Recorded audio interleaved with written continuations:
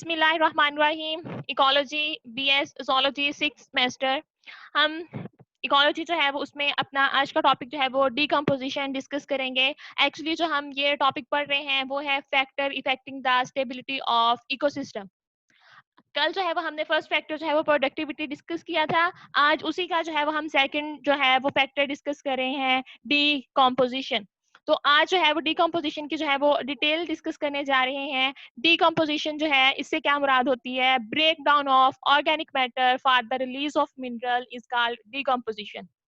Organic matter है कोई भी आपके पास, उसकी जो है वो ब्रेक डाउन करनी है। ब्रेक डाउन करने का मकसद क्या है कि उसमें जितने भी जो है वो मिनरल्स इंट्रैप हुए हुए हैं उनको उनमें से जो है वो रिलीज कराना है। ये कहलाता है डिकम्पोजिशन। बच्चे ये जो है वो एक एरोबिक प्रोसेस है, और एरोबिक प्रोसेस आपको पता है क्या होता है कि वो प्रोसेस जिसमें जो है वो ऑक्सीजन रिक्वायर होती है उसे हम एरोबिक प्रोसेस कहते हैं। तो ब्रेक डाउन ऑफ मैटर जो है ये ऑक्सीजन की जो है वो डिमांड रखता है, इसलिए आप कहते हैं कि ये क्या है, एरोबिक प्रोसेस है। और इसमें बहुत सारी जो है वो हम टर्म जो है वो डिस्कस करते हैं जिनको हम वन बाय वन आगे जो है वो देखेंगे। अब बच्चे डिकम्पोजिशन जो है वो हम कहते हैं एक कॉम्प्लेक्स जो है वो प्रोसीजर है जिसमें जो है वो डिफरेंट स्टेजेस आती हैं, डिफरेंट जो है वो स्टेप्स पे मुश्किल प्रोसेस है। तो हम इन स्टेजेस को, इन स्टेप्स को वन बाय वन जो है वो डिस्कस करेंगे। तो बच्चे जो सबसे पहली स्टेज है डिकम्पोजिशन की उसे कहा जाता है फ्रेगमेंटेशन।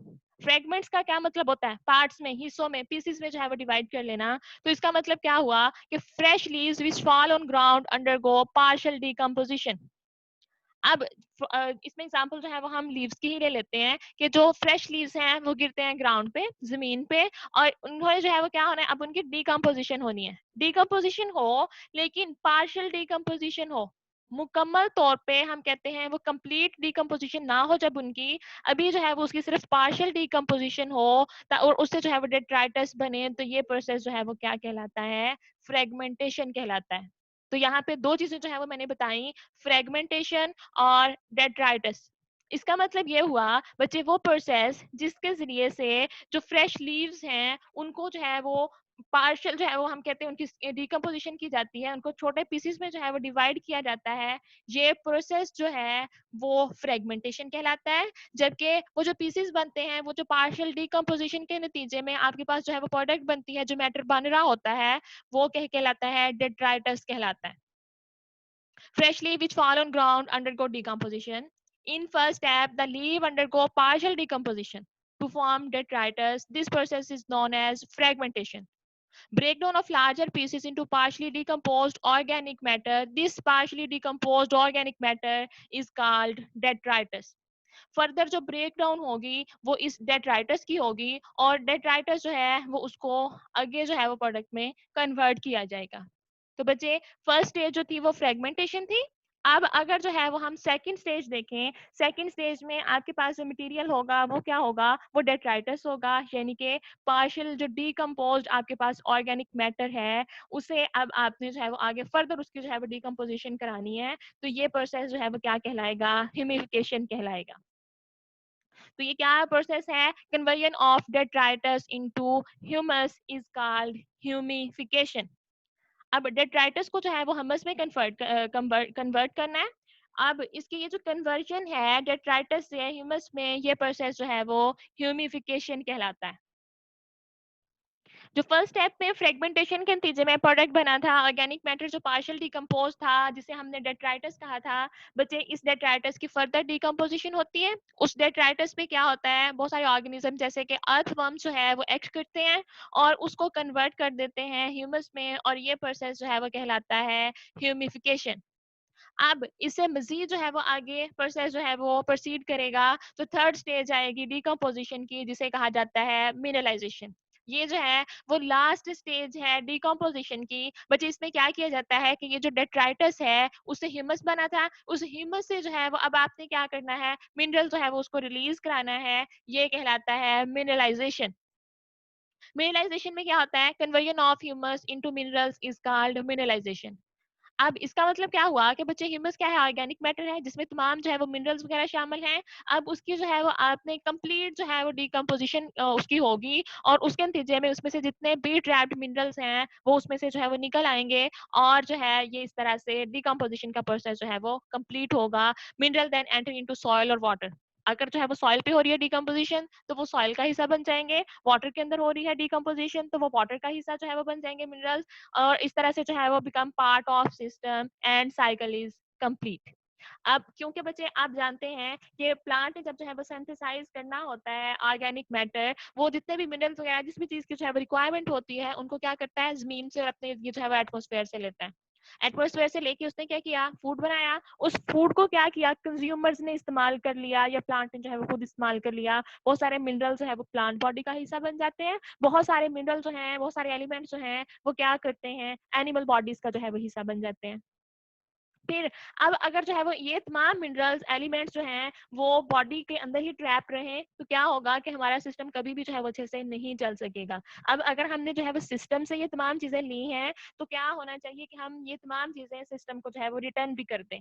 तो जब किसी प्लांट की या किसी ऑर्गेनिज्म की जो है वो डेथ होती है तो क्या होता है, उसके अंदर डिकम्पोजिशन होती है, माइक्रोबियल जो है वो उसके ऊपर एक्शन होता है, और उसके नतीजे में उसमें जितने भी जो ट्रैप्ड मिनरल्स होते हैं उनको दोबारा से जो है वो रिलीज करा लिया जाता है। और ये क्या था कि जमीन से, एटमॉस्फेयर से ही जो है वो लिए गए थे मिनरल्स, और उनको दोबारा क्या किया, जमीन को, पानी को, एटमॉस्फेयर को दोबारा जो है वो रिटर्न कर दिया गया। और ये प्रोसेस जो है वो हम कहते हैं डिकम्पोजिशन है, और ये जो है वो एक साइक्लिक प्रोसेस है। और इस तरह से एलिमेंट जो है वो अपनी सराउंडिंग से लेके दोबारा जो है वो सिस्टम जो है वो सराउंडिंग उसी को वापस कर देना, ये यहाँ तक सिस्टम जो है उसका साइकिल कंप्लीट हो जाता है।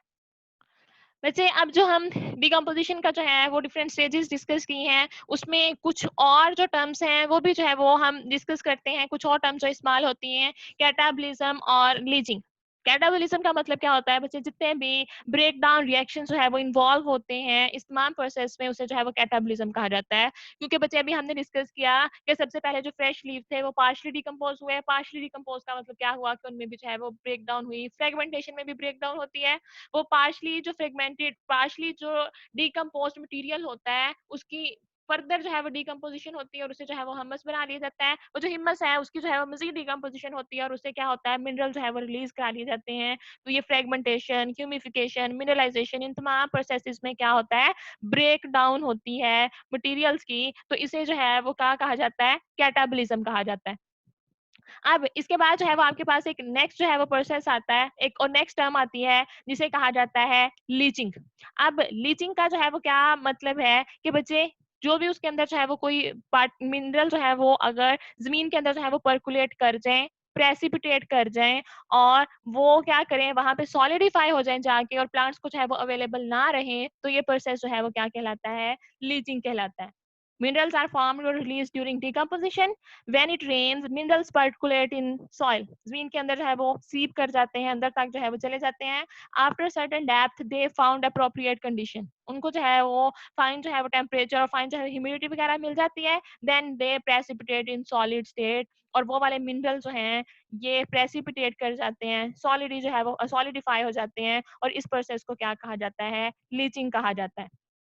अब बच्चे लीचिंग जो है, जब एक दफा लीचिंग हो जाएगी तो तब यानी कि वो सॉलिडिफाई हो जाएंगे, तो वो तब क्या होगा, वो अवेलेबल नहीं रहेंगे प्लांट्स को, वो मिनरल जो है वो प्लांट्स को अवेलेबल नहीं रहेंगे। इसलिए आप कहते हैं कि एक्चुअली ये जो लीचिंग है वो क्या है, एक हार्मफुल प्रोसेस है। ये जो है वो इसका ड्रॉबैक है कि ये जो है वो अवेलेबल नहीं रहने देता मिनरल्स को प्लांट की जो है वो यूटिलाइजेशन के लिए।